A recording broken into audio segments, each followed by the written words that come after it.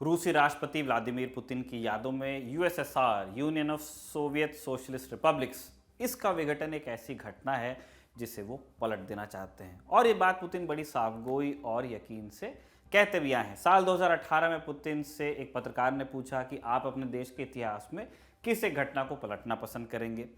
Putin इस सवाल के लिए तैयार थे। उन्होंने कहा, the collapse of the Soviet union. ये पहला और आखिरी मौका नहीं था जब पुतिन ने सोवियत संघ के पतन को ट्रेजेडी बताया हो। यूक्रेन और रूस के बीच जारी जंग के पीछे पुतिन का सोवियत संघ के विघटन को लेकर दुख और सोवियत संघ को लेकर जो नॉस्टैल्जिया है वो भी जिम्मेदार है। नमस्कार, मेरा नाम है निखिल और आप देख रहे हैं तारीख की स्पेशल सीरीज, जिसमें हम आपको बताएंगे रूस और यूक्रेन के इतिहास के बारे में, ताकि तस्वीर कुछ साफ हो कि वर्तमान रूस यूक्रेन युद्ध में झगड़े की असल वजहें क्या हैं। Brought to you by Kuku FM. Download the app now. शुरुआत से पहले आपको बताएं कि तारीख के इस एपिसोड के साझेदार हैं कुकू एफएम ऐप। ये लाए हैं ललन टॉप के दर्शकों के लिए खास ऑफर। कुकू एफएम ऐप का प्रीमियम सब्सक्रिप्शन अगर आप लेना चाहते हैं और पहले 250 लोगों में से अगर आप एक होते हैं तो आपको 50% का डिस्काउंट मिल सकता है अगर आप LT50 इस कोड का इस्तेमाल करें। कुकू एफएम भारत में पॉडकास्टिंग के सबसे बड़े प्लेटफॉर्म्स में से है, जिसमें 1000 घंटे से भी ज़्यादा का कंटेंट है। साथ ही इस ऐप पर आपको मिलेंगी जाने माने वर्ल्ड लीडर्स की जीवनियाँ, आत्मकथाएं, ढेरों उपन्यास और कई तरह की ऑडियो बुक्स भी। याद रखिए, LT50 ये कोड जो हमने आपको बताया है ये पहले 250 प्रीमियम सब्सक्रिप्शंस पर ही लागू है। बाकी जानकारी आप चाहते हैं तो डिस्क्रिप्शन पर दिया लिंक आप चेक कीजिएगा। अब लौटते हैं किस्से पर। साल 1917 रूस में बोल्शेविक क्रांति हुई। जार निकोलस द्वितीय को सत्ता से बेदखल किया गया। रूसी साम्राज्य समाप्त हुआ और सोवियत संघ का उदय हुआ।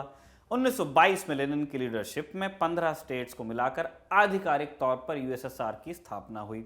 जार की तानाशाही खत्म होने के बाद सोवियत संघ की कोशिश लोकतंत्र के रूप में स्थापित होने की थी। ये लोकतांत्रिक मूल्यों पर चलने की थी, लेकिन ऐसा हो नहीं पाया। अभी स्टालिन का तानाशाही शासन बाकी था। वक्त बीता, सोवियत यूनियन की संसद बनी, नाम था सुप्रीम सोवियत। लेकिन काम ये संसद सिर्फ कम्युनिस्ट पार्टी के फैसले को पारित करने का करती थी। पार्टी की एक छोटी सी कमेटी होती थी। आज भी कम्युनिस्ट पार्टीज में दुनिया भर में ये कमेटी होती है, जिसे हम कहते हैं पोलित ब्यूरो। वही होता था जो ब्यूरो चाहता था। पोलित ब्यूरो ने जो कह दिया वही कानून बनेगा, वही संसद से पास होगा, वही देश में होगा। धीरे धीरे सियासत, इकॉनमी और आम लोगों पर पार्टी का जबरिया नियंत्रण कायम होता चला गया। जो भी विरोध करता उसे गुलाग भेज दिया जाता। गुलाग सोवियत संघ में लेबर कैंप्स का एक सिस्टम था। गुलाग के साथ ही डिटेंशन कैंप भी होते थे। राजनीतिक बंदियों और जो भी सरकार के खिलाफ खड़ा होता उसे गुलाग भेज दिया जाता, यातनाएं दी जाती। लाखों लोगों की मौत इन्हीं गुलाग में हुई है और ये दौर स्टालिन का था। नौकरशाही और स्टालिन की नीतियों ने सोवियत संघ के आम लोगों का जीना मुश्किल कर दिया था। समाजवादी क्रांति की बुनियादी पीट कर बनाया गया सोवियत संघ बाकी दुनिया की नज़र में फल फूल रहा था। द्वितीय विश्व युद्ध के बाद पूर्वी यूरोप में सोवियत संघ का दबदबा भी कायम हो रहा था। पूरी दुनिया सोवियत संघ को महाशक्ति के रूप में देख रही थी। लेकिन कई मोर्चों पर अंदर ही अंदर सोवियत संघ कमजोर होता चला गया। ये मोर्चे थे अर्थव्यवस्था, प्रशासन और आम लोगों के प्रति सरकार का नजरिया। अमेरिका के खिलाफ एटम बम की होड़, तानाशाही और कमजोर अर्थव्यवस्था ने सोवियत संघ के लोगों को, खासतौर पर पूर्वी इलाकों के लोगों को विरोध की भावना के लिए उनको एक चिंगारी दे दी। स्टालिन की मौत के बाद कुछ साल बाद नवंबर 1962 में एक किताब छपी। नाम था one day in the life of Ivan Denisovich. किताब छपते ही सोवियत संघ में हड़कंप मच गया, क्योंकि इस किताब ने दो काम किए। एक, जोसेफ स्टालिन की क्रूरता के कारनामे दुनिया के सामने लाई ये किताब। दूसरा काम जो इसने किया था वो था विद्रोह के सुरों को और तेज होने के लिए प्रोत्साहित करना। 1980 के दशक तक सोवियत संघ की अर्थव्यवस्था पूरी तरह चरमरा चुकी थी। 1979 में अफगानिस्तान में हस्तक्षेप, युद्ध, आक्रमण और ऐसे ही तमाम मौकों पर दूसरे देशों के निजी हितों में उनके साथ खड़े होना सोवियत संघ के लिए मुसीबत बनता गया। खाद्य संकट खड़ा हो गया था। समाजवादी व्यवस्था अब सत्तावादी हो गई थी। विद्रोह भी इसीलिए बढ़ने लगा। साल 1985 आया। पोलित ब्यूरो ने मिखाइल गोर्बाचोव को कम्युनिस्ट पार्टी का महासचिव चुना। अब ये मिखाइल गोर्बाचोव चरमराई अर्थव्यवस्था को सुधारना चाहते थे। बगावत के सुरों को सुधार के सुझावों के बतौर सुनना भी चाहते थे। लेकिन सोवियत की व्यवस्था को बदलने की उनकी कोशिशें उन्हीं के लिए घाटे का सौदा साबित होने वाली थी, हुई भी। वो 1990 में सोवियत संघ के 8वें प्रेसिडेंट बने, लेकिन ये सोवियत संघ और उनके कार्यकाल दोनों की आखिरत बनी। मिखाइल गोर्बाचोव ने 3 सुधार नीतियां शुरू की थीं। उस्कोरेनी, पेरेस्ट्रोइका और ग्लासनोस्त। उसको रहने का मोटा माटी मतलब था विकास की रफ्तार को बढ़ाना, पेरेस्ट्रोइका का मतलब था सरकार का कंट्रोल कम करना, और ग्लासनोस्त के तहत ट्रांसपेरेंसी लाने और लोगों को अपनी बात कहने का अवसर देने की कोशिश की गई। इन नीतियों के लागू होने के बाद कई राजनीतिक कैदियों को रिहा भी किया गया। स्टालिन के दौर के ठीक विपरीत कई लोगों को अब नई तरह की आज़ादियां दी गई। गोर्बाचोव को लगा था कि इकॉनमी बेहतर होगी, इनोवेशन होंगे, विदेशी निवेश भी आ जाएगा और कम से कम आम जनता का रुख थोड़ा सकारात्मक होगा। लेकिन ऐसा हुआ नहीं। सोवियत संघ की पूर्वी रिपब्लिक्स में मॉस्को के नियंत्रण का विरोध मुखर हो गया। पूर्वी रिपब्लिक्स मतलब वो देश ही थे जो सोवियत संघ का हिस्सा थे। इधर कम्युनिस्ट पार्टी के नेता भी मिखाइल गोर्बाचोव की नीतियों का विरोध करने लगे थे। इसका नतीजा क्या हुआ? 15 मार्च 1990 को मिखाइल यूनियन के प्रेसिडेंट बने थे और 19 अगस्त 1991 को अपदस्थ कर दिए गए। सोवियत संघ की जासूसी एजेंसी केजीबी के चीफ और कई कम्युनिस्ट नेताओं ने एक कमेटी बनाई और गोर्बाचोव को सत्ता से बेदखल कर दिया गया। इसके बाद मॉस्को की सड़कों पर टैंक नजर आने लगे। गोर्बाचोव को हिरासत में लेकर उनके क्रीमिया वाले घर में नजरबंद कर दिया गया, जहां वो परिवार के साथ छुट्टियां मनाने जाया करते थे। क्रीमिया पहले भी अब भी एक पॉपुलर टूरिस्ट डेस्टिनेशन था। मॉस्को की सड़कों पर धड़धड़ाते टैंक असल में गोर्बाचोव के तख्तापलट की कोशिश थे। हालांकि एक कोशिश नाकामयाब हुई, लेकिन गोर्बाचोव का सियासी कद इसी घटना के साथ खत्म हो गया और रूस में बोरिस येल्त्सिन नए नेता बन के उभरे। वैसे इस घटना की असली वजह कुछ और थी। दरअसल गोर्बाचोव 20 अगस्त को एक ट्रीटी पर साइन करने वाले थे जिसका नाम था न्यू यूनियन ट्रीटी। गोर्बाचोव का मानना था कि कुछ आज़ाद देशों के साथ एक नए तरह का यूनियन बनाकर सोवियत संघ का अस्तित्व कायम रखा जा सकता है। तत्कालीन अमेरिकी राष्ट्रपति रोनाल्ड रीगन के साथ गोर्बाचोव के बेहतर रिश्ते थे, जिनके चलते कोल्ड वॉर भी एक तरह से खत्म हुआ। लेकिन कम्युनिस्ट नेताओं को लग रहा था कि ये सोवियत संघ की बर्बादी की कवायद होगी।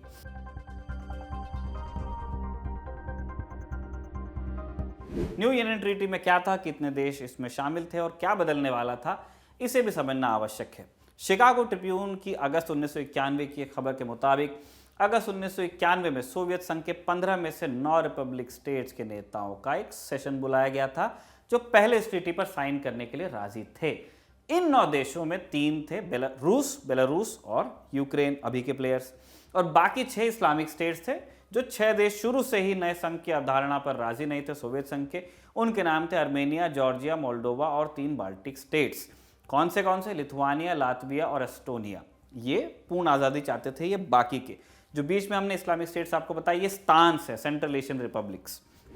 हालांकि ट्रीटी के मुताबिक ट्रीटी पर दस्तखत करने को राजी सभी 9 गणराज्यों को उनके आंतरिक मामलों और आर्थिक हितों पर पूर्ण अधिकार दिया गया था, जबकि विदेशी मामले, रक्षा और मौद्रिक नीतियां सोवियत सरकार के अधीन आनी थी। लेकिन इन देशों की भूख इससे कहीं ज्यादा थी। ये देश ट्रीटी के सभी 18 आर्टिकल्स पर दोबारा नेगोशिएशन चाहते थे, जिनमें सबसे आगे यूक्रेन था। साइज भी उसका सबसे बड़ा था। इसलिए उस वक्त के येल्त्सिन के सहयोगियों के मुताबिक ये नया यूनियन यूरोपियन कम्युनिटी जैसा होता है, जिसमें रूस, यूक्रेन और कजाकिस्तान जैसे देश होते और इनके साथ कुछ सोवरेन कंट्रीज जैसे ब्रिटेन, जर्मनी और फ्रांस भी होते। और गोर्बाचोव को ब्रसेल्स में यूरोपियन कमीशन का प्रेसिडेंट बनाकर सीमित कर दिया जाता। कम्युनिस्ट नेताओं को सोवियत संघ का ये नया मॉडल रास नहीं आया ज्यादा, जिसके विरोध में तख्तापलट की कोशिश की गई। हालांकि ऐसा हो नहीं पाया। गोर्बाचोव के साथ कुछ बुरा घटने की भी आशंका थी, लेकिन सब कुछ शांतिपूर्ण तरीके से निपट गया। इसमें येल्त्सिन की भूमिका थी। येल्त्सिन खुद टैंकों पर चढ़े और सैनिकों से तख्तापलट करवाने पर तुले कम्युनिस्ट नेताओं की बात न मानने की अपील की, जो मान भी ली गई। लेकिन अब सोवियत संघ के बिखराव की नींव पड़ चुकी थी, विघटन तय था। इसके लिए येल्त्सिन भी तैयार थे। येल्त्सिन की भूमिका क्या थी, अब इसे समझते हैं। येल्त्सिन 1990 में ही सोवियत संसद के लीडर तय किए जा चुके थे और 10 जुलाई 1991 को रूस के राष्ट्रपति भी बने।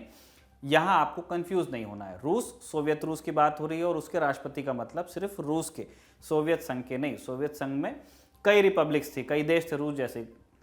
येल्त्सिन ने एस्टोनिया और लातविया को बतौर आज़ाद रिपब्लिक मान्यता दे दी और सोवियत संघ के प्रेसिडेंट गोर्बाचोव से भी लिथुआनिया समेत इन तीनों बाल्टिक रिपब्लिक्स को मान्यता देने की मांग उन्होंने कर दी। इधर रूस के बाद सोवियत संघ का दूसरा बड़ा गणराज्य यूक्रेन था और यूक्रेनी संसद ने भी आज़ादी की घोषणा कर दी थी। साथ ही अपनी खुद की मुद्रा निकालने और यूक्रेनी जमीन पर तैनात सभी सोवियत सैनिकों की कमान अपने हाथ में लेने का फरमान सुना दिया था। इस वक्त तक यूक्रेनी संसद में भी ज्यादातर लोगों को यह नहीं लगता था कि अगर आज़ादी मिल गई तो इतनी तादाद में सोवियत सैनिक और हथियार हमारे होंगे।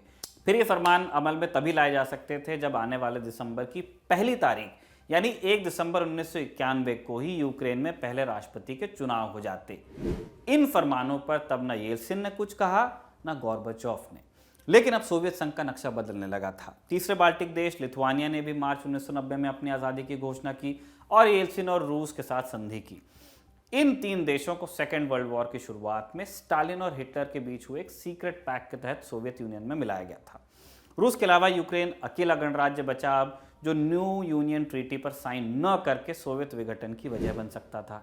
यूक्रेनी जनता भी चाहती थी कि यूक्रेन तब तक नए यूनियन में शामिल न हो जब तक उसका स्टेटस एक संप्रभु राष्ट्र के तौर पर न स्वीकार कर लिया जाए, और इसी राष्ट्रवादी जनता को खुश करने के लिए यूक्रेन ने ट्रीटी पर दस्तखत नहीं किए और अपना एक वोट आखिर तक बचा कर रखा। यूक्रेनी संसद के तब के प्रेसिडेंट लियोनिड क्रेवचक ने तख्तापलट का न तो सपोर्ट किया और न ही विरोध में कुछ कहा। इसके बाद 24 अगस्त 1991 को यूक्रेन की भी आज़ादी की घोषणा की गई। बेलवजा समझौता और अल्मा अता प्रोटोकॉल, इसको भी समझना जरूरी है अगर आप प्रेजेंट कॉन्फ्लिक्ट को समझना चाहते हैं। तारीख थी 8 दिसंबर 1991। रूसी राष्ट्रपति बोरिस येल्सिन ने बेलारूस के नेता स्तानिस्लाव शुश्केविच और आज़ाद यूक्रेन के पहले राष्ट्रपति लियोनिड क्रावचुक, यही संसद के प्रेसिडेंट थे, उनसे मुलाकात की। एक समझौता हुआ जिसे बेलवजा समझौता कहते हैं और सोवियत संघ के ताबूत की आखिरी कील भी।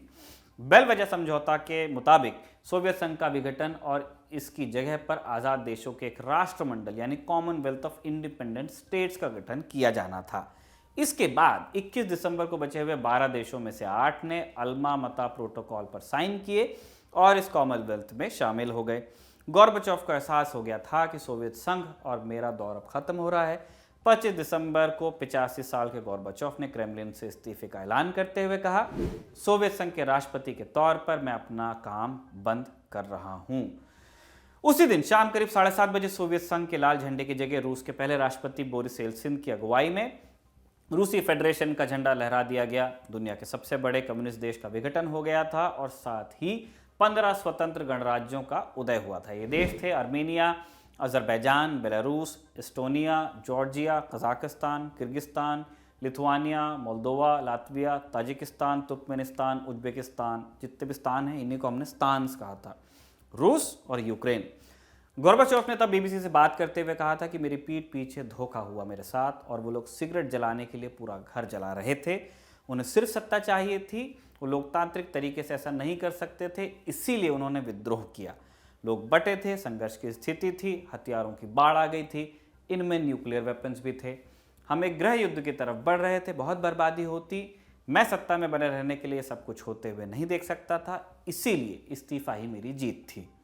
आज रूसी प्रेसिडेंट पुतिन सोवियत संघ के विघटन को सबसे बड़ी भू राजनीतिक त्रासदी बताते हैं, लेकिन ये तानाशाही के शासन के अंत, गोर्बाचोव के शांति के प्रयासों की असफलता और रिपब्लिक स्टेट्स की स्वायत्ता का उद्घोष भी था, जिसे आज फिर उस बदहाली और तानाशाही के शोर में दबा देने की कोशिश चल रही है, जिसमें सोवियत संघ के दौर में आम जनता की आवाज़ को दबा दिया गया था। तारीख के इस एपिसोड को लिखा था हमारे साथी शिवेंद्र गौरव ने और कैमरे पर इसे रिकॉर्ड किया था हमारे दोस्त जतिन ने। देखते रहिए दी लंदन टॉक।